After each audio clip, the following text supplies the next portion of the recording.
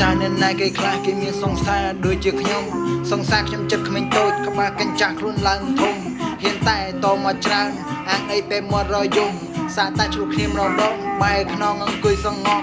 ឯកាពីញ៉ៃដំបងមើលទៅដូចជាធម្មតា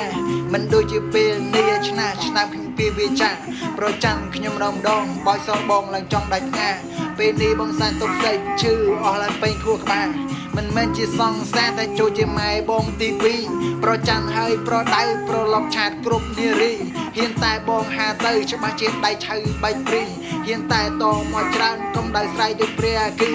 អត់តាអីទេសង្សារបងនៅរើខ្លួនឯងមិនចង់គិតច្រើននំតែខ្វល់ហើយចំបែងលួងអូនលេងទៅក្រថ្ងៃក្រោយខ្លាចជាផ្សេងអូនឯងច្បាស់ខ្លាំងពេករាល់ថ្ងៃមិនសូវចេះសំដែងតែវានៅតែប៉ុន្តែវានៅតែអត់ដឹងច្រៀងអីទេប៉ុន្តែខ្ញុំដឹងតែ